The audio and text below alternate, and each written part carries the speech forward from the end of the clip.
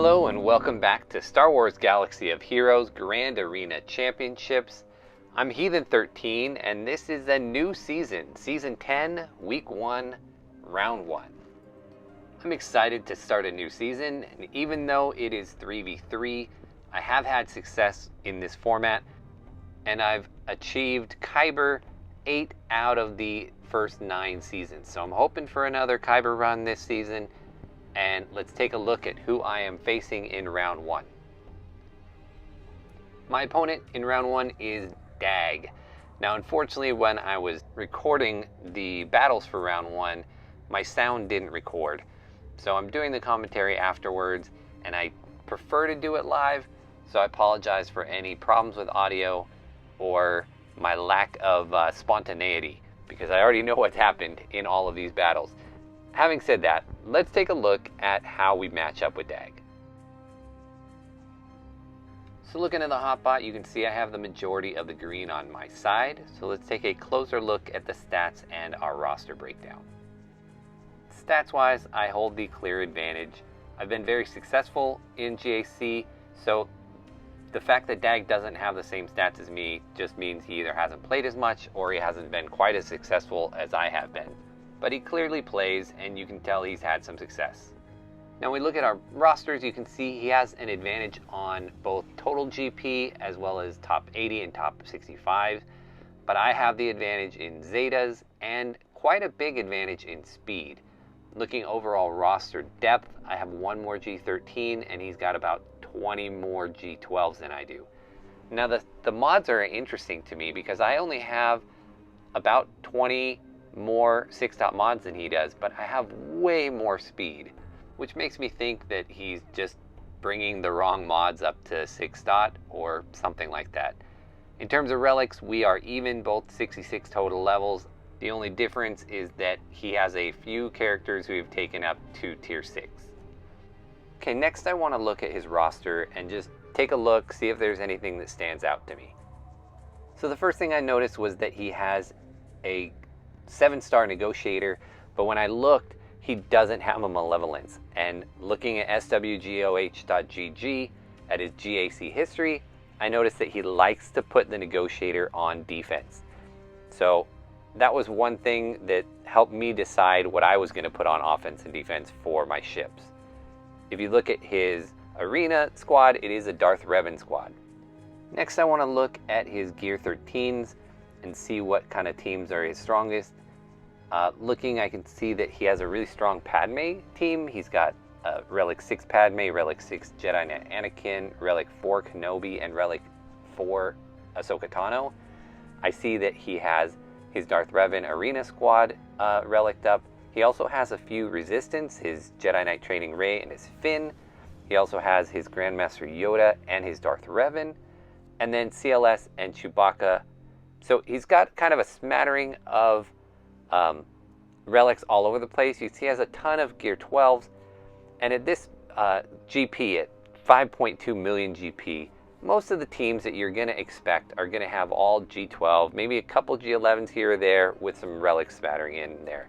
So I really relied on SWGOH.GG, on the GAC history, to kind of inform myself of what I wanted to keep for offense and what I wanted to set for defense.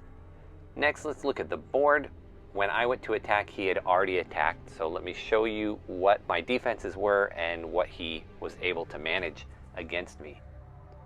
Up top, I set a Darth Maul with Marauder and Sith Trooper. He one-shot that. I set a Night Sister team with Talzin, Daka, and Spirit. Now I only have 5 good Night Sisters, so I split them up a little differently this time than I have in the past. I set my Bastila with Old Ben and Ezra. Now those 3 squads I've run in the past, but I did switch up quite a few of my defenses this time around, and I just want to call out a couple other YouTubers who I got inspiration from, especially Zareth, Endall Beall, and Kiowe. All 3 of them, I've looked at their stuff recently and made some tweaks here and there with some of the teams I was using. The last team in this top zone was a Shock T, 5s, and Echo squad, and my opponent was able to clear all 4 of these squads one shot, no problem. It was a different story on the bottom though. I put a Padme squad on there and he took 3 shots and couldn't clear it. I also put a Poggle with B1 and Droideka team that he attempted and couldn't clear. And then this Dooku with Asajj and Zombie team, which I love, stole that from QA, I believe, didn't even attempt. And the idea there is that Dooku is going to stealth both he and Asajj, and Zombie's just going to be out there being annoying, and to kill Asajj, you have to kill her 3 times just to clear Zombie away. I really liked the potential of that squad, and he didn't even try it. Now here was my surprise. I was expecting him to put his home one in defense and keep his negotiator for offense, and so I made the decision I would rather make sure I clear his negotiator and kept my own negotiator and my malevolence to do that. But he wasn't able to clear my home one. So that really shocked me a little bit. A happy surprise, but he did take 2 attempts. I don't know if he's got anything else to come back and clear with. On the bottom back, he never got to my Newt Magnaguard Sunfac team. That's just 2 tanks and then Newt spreading extortion. I've got a Rex with Arc and R2. I didn't think that was going to do that much, but I had them extra. A generic Karth squad. And then finally Grievous with B2 and BB-8. Now, the choice to put BB-8 with Grievous is something I probably regret because my opponent didn't even get to the back. I did think that having BB-8 there would make this a tougher team, but by taking the BB-8 off of my JTR team, I made her significantly worse. So we'll see how that plays out later. Let me show you what I'm up against. He sent me Ewoks, and he sent me Geonosians. These Geos are not as strong as normal because there's no spy. He left a IG-88 Magna and B2, and then Asajj with Daka and Zombie, so pretty strong Night Sister team. Going down to the bottom, a Newt Jango Dooku, a Bosk Bounty Hunter, and then a Karth squad. So based on his GAC history, I was expecting for him to put his best 4 squads in the back, and so I wanted to approach this front squad with the weakest teams I could possibly use and still get through them. So that was the plan. First up, I went against the Newt Squad, and for that I took my Geos. I really love the ability for the Geonosian team to go against that Newt team without needing to worry about the extortion much, because every time you hit the button for the extortion, you're still able to mass attack. I went straight after Dooku since they were all in stealth and was able to take him down quickly. Now at this point, I was a little worried about getting trapped on Jango with him having the damage immunity, but the reality is the Geos don't, take away that much turn meter with their attacks, and so I didn't need to worry about it as much as I did. You can see I was checking there for damage immunity. At this point, I probably should have just killed Newt as quick as I could and then just done basics on Jango until he got done. Instead, I waited until he had lost the damage immunity, and because of that, I think it cost myself some banners.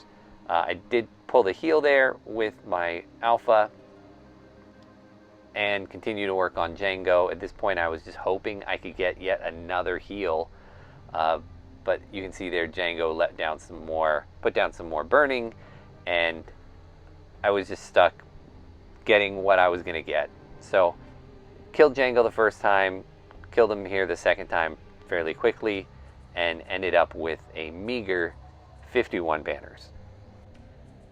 Next up, I jumped right into taking out the Karth team, and I decided my best bet for that would be my First Order. I had set up initially with Watt, but I decided since it was just a vanilla Karth team, I would just put in OG Kylo and it would be plenty to get the job done, thinking maybe I would need that Watt for something later. I tried something different this time. Rather than stunning Zalbar, I decided I would just keep Mission underlocked the entire time so she couldn't ever assist, and then I went after Karth to begin with, and then as soon as Zalbar taunted, I decided I was just going to keep doing my AoEs and figured Karth should go down from that, and I would just stay on Zalbar. And sure enough, there it was. My AoE was able to get Karth down. I just focused all of my attention on Zalbar at this point. I think First Order is the perfect counter to Karth, just because the crew team doesn't really suffer from dots too much. You can see I stunned Mission again, keeping her from being able to assist. And then I just kept whittling away Zalbar, little by little by little. It's only gear 11, so I knew it was just a matter of time before I got him down. And once again, I shift to Mission for the stun. And big hit on Zalbar takes him out. And here I'm just contemplating, can I get any of my protection back on crew or executioner, and I just decided to end it. Now I did get credit for a 53, so they only counted me down on, I think, executioner there. So a good result, and we're on to the next battle.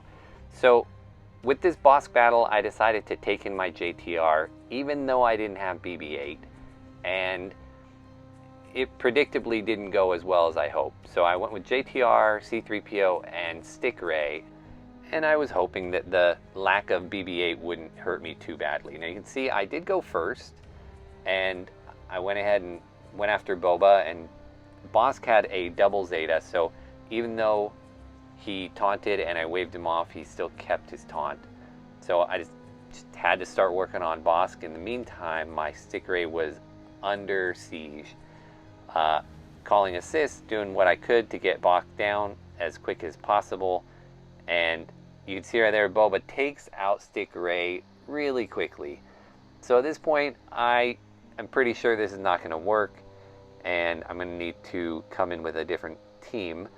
But figured, play it out, see how far I can get with JTR, see if I can still get anybody down. I decided, let's get Bosk down so that when I clean up, I won't have to deal with a leadership. And so I was able to get Bosk down.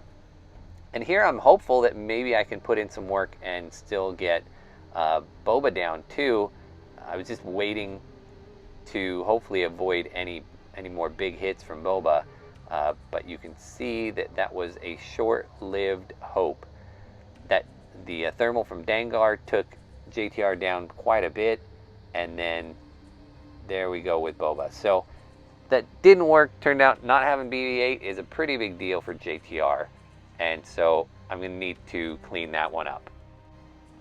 Now the benefit of going second is that I already know that my opponent has struggled a ton, so I'm not worried about the loss. I know I just need to come back and clear. So I have this leftover team here that I decided to use. My HK doesn't go with anybody, although he's already Relic 3. So I figured take him in, have a leadership with IG-88 for extra crit.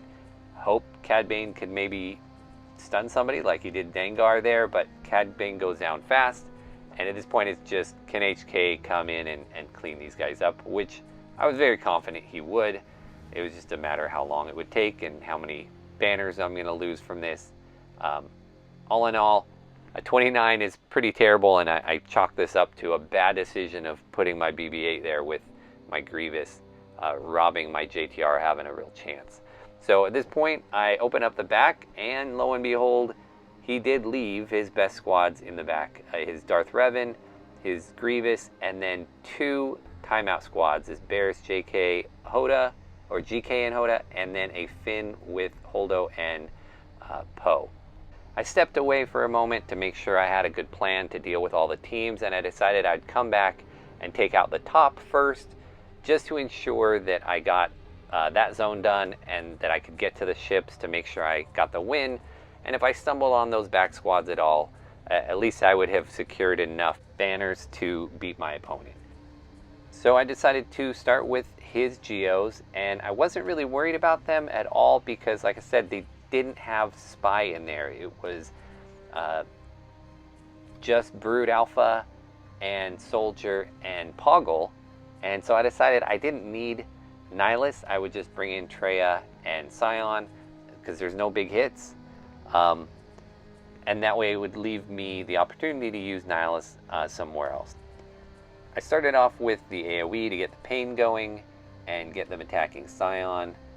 I figured the only ways that I could lose this would is if they somehow took Treya out quickly. I was able to get isolation up on their brute quickly, and then it was just a matter of working down Poggle and Sunfac. I got up Hell by Hatred really early. I was still in pretty good health and was able to get Poggle off really quickly. And now I'm just left with the brute and soldier. Another way AoE gets me more pain. I decided to shift over to the brute alpha, just to make sure he's gone and get rid of the healing. And all we had left was the soldier.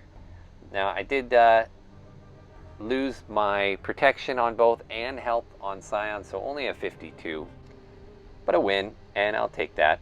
I jump right in against these Night Sisters, and I have my Bosk with the Fets. I love this combo.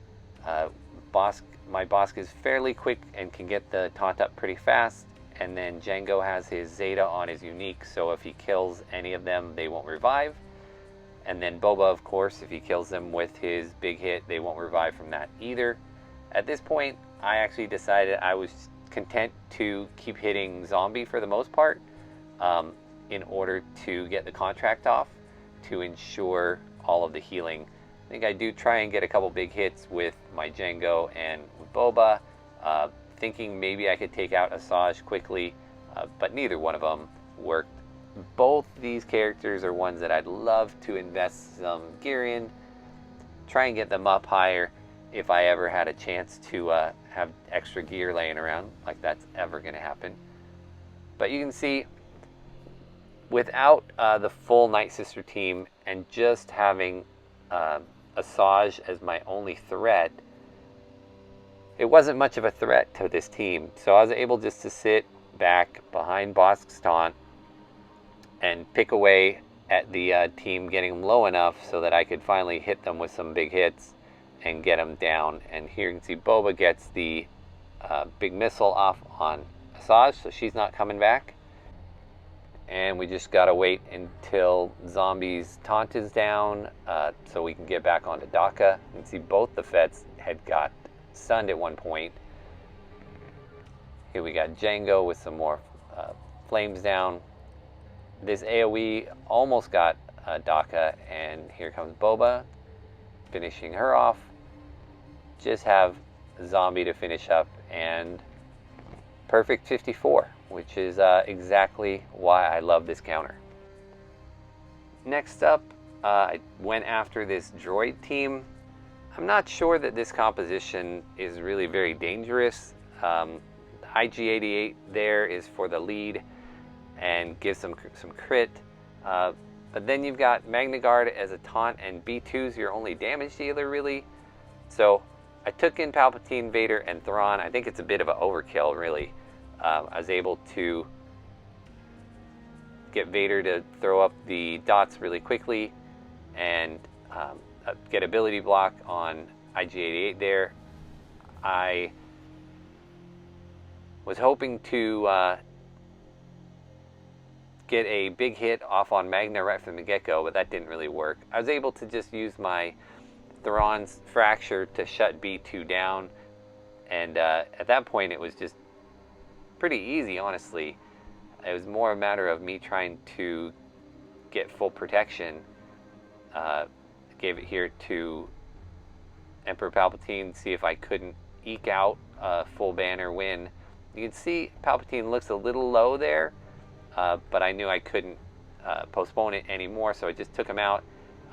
And sure enough, Palpatine had lost a little protection, so a 53, which is fine. Now what I'm left with is an Ewok squad, and if you've ever watched one of my videos, you know I solo nest on Ewoks. That's what I do. But there's a feat currently that needs to get done. That is the Emperor's Finest, where you need to win a battle with 3 stormtroopers. So I decided that I was going to give that a shot, knowing that even if I lost, it wasn't a big deal. because I was so far ahead of my opponent at this point. I had a very good feeling that I was going to full clear. So I went in here against these Ewoks, and I took my 3 strongest Imperial Troopers, which is kind of a dumb thing because there's no leadership here from Veers, but I gave it a go. I used my range, my Snow Trooper, and Death Trooper. You can see they're only gear 9, and my Death Trooper is only 5 stars, so really low here, but I figured I'd give it a shot. And I started off going against Logray first. He was the weakest on their team and was able to get the stun down, got some good counters off, and already my Death Trooper is dying. So that was terrible. But snow and range, I figured let's keep it going. Got a kill. There's another feat that makes you get 6 kills with Stormtroopers, so I figured even if I have to come clean it up with Nest, I was not going to forfeit out of this. And at this point, started getting hopeful that I could pull off the victory, and all I have left is Chirpa. So my snow and my range are giving it their best, and there we go, got it done. So horrible banners, 48, but was able to get that feat done. Some of the feats this time I will not even try. They're arena things of getting wins without calling in reinforcements and things that I just can't do. So figured I'd get the feats that I can, just to ensure that I get Kyber again, or at least that's the hope.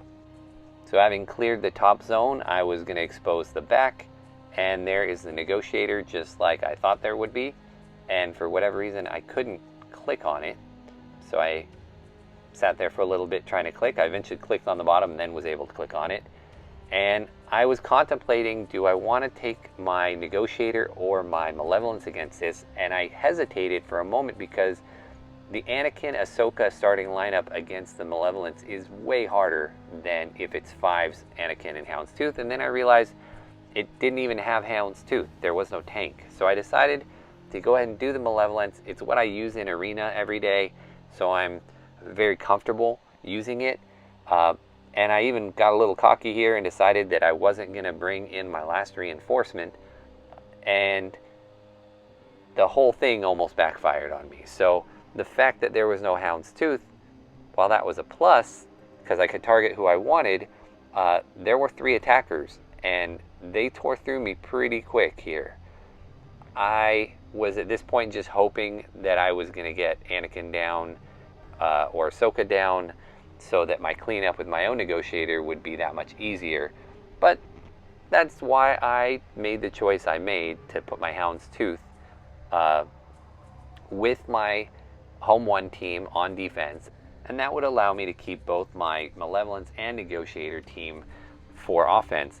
And you can see he had already taken out my original Vulture Droid and my Hyena Bomber. So at this point, I'm just hoping.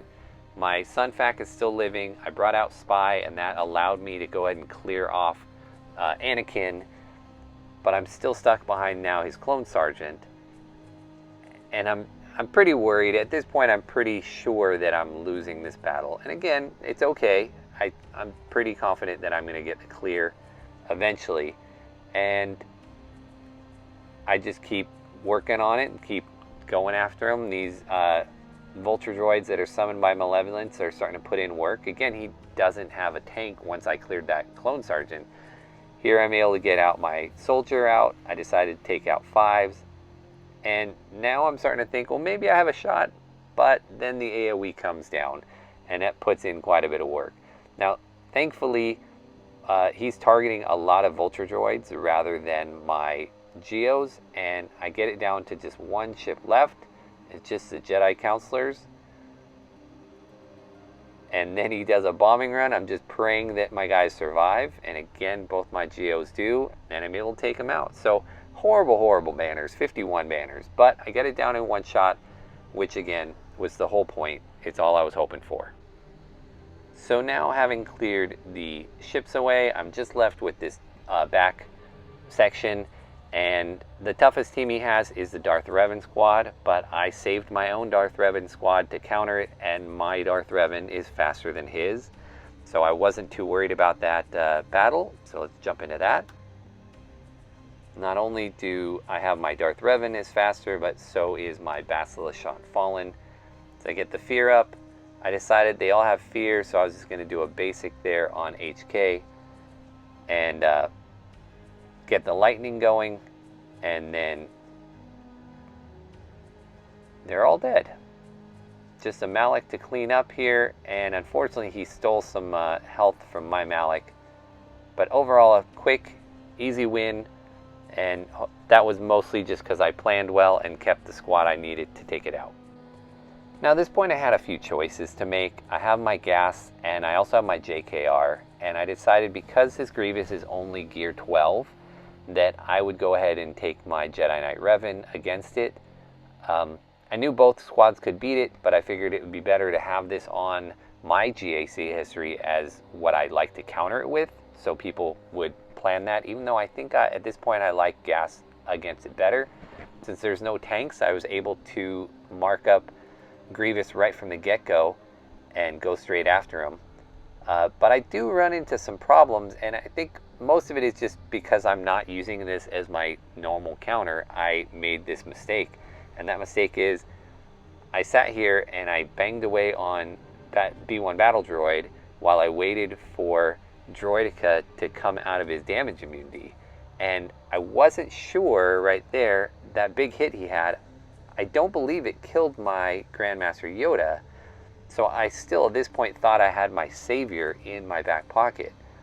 But as I'm sitting here working on B1, I decide I'm gonna keep working on B1 until Droideka comes out, and then Droideka comes out and B1's only at 17, and I thought I would have time to take out B1 and get onto Droideka and mark it before he died. And right here was the moment. You can see B1 had one stack, and so it ended up giving Droideka the chance to roll up again and get back into damage immunity. So here I am just doing basics. I start calling each other to assist to try and get my protection back up, but again at this point I still thought I had savior and wasn't.